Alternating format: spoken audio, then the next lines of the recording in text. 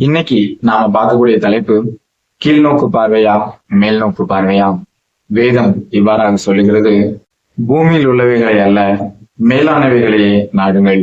கொலோசியர் 3:2. ஆமாங்க, பல நேரங்களில் கிறிஸ்தவர்களாகிய நாம உலக வாழ்க்கையை நோக்கி, பூமிக்குரிய காரியங்களை நோக்கி நாம என்ன செய்து கொண்டிருக்கோம், ஓடிக்கின்றிருக்கோம். பரலோக ராஜ்யத்தை குறித்தான சிந்தனை நம்மிடத்துல காணப்படவில்லை. ஒரு சிறிய சம்பவம் என்று சொல்லுகிறேன். ஒரு சிறுவன் பள்ளிக்கு சென்று கொண்டிருந்த அந்த வேளையிலே அவனுடைய கண்களிலே ஒரு 100 ரூபாய் நோட்டு தென்பட்டது. அதை பார்த்த சந்தோஷத்தில் எனக்கு 100 ரூபாய் கிடைத்து விட்டது என்று அவனுடைய பார்வை தரையை நோக்கினது.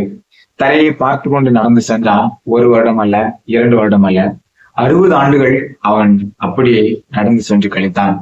கடைசியாக அவன் திருப்பி பார்க்கின்ற பொழுது அவனுடைய கைகளிலே புலப்பட்டவைகள் என்ன என்று பார்த்தோமானால் 768 ரூபாயும், 2 மோதிரங்களும், 3 வெள்ளி கொலுசுகளும், 1 செயினும் அவனுடைய கண்களில் புலப்பட்டது.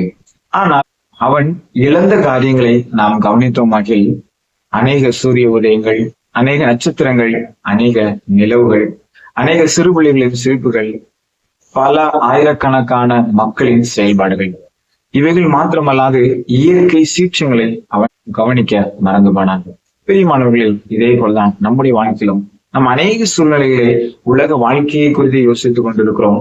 பரலோகத்திற்கான காரியங்களை நாம் என்ன செய்கிறோம், மறந்து விடுகிறோம். வேதம் எவ்வாறாக சொல்லுகிறது, நீங்கள் கிறிஸ்துவுடனே கூட எழுந்ததுண்டானால் கிறிஸ்து தேவனுடைய வலது பாரிசத்தில் வீற்றிருக்கும் இடத்தில் உள்ள மேலானவைகளை தேடுங்கள். கொலோசியர் 3:1.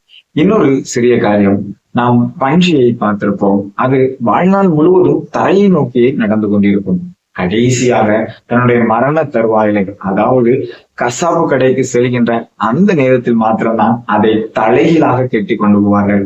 அது அப்பொழுதுதான் வானத்தை அண்ணாந்து பார்க்கும். அதே போலதான் நம்முடைய வாழ்க்கையும் அநேக சூழ்நிலையிலே நாம் என்ன செய்கிறோம், பூமியை நோக்கி, உலக வாழ்க்கையை நோக்கி, உலகத்திற்கான காரியம் நோக்கி நாம் ஓடிக்கொண்டிருக்கிறோம்.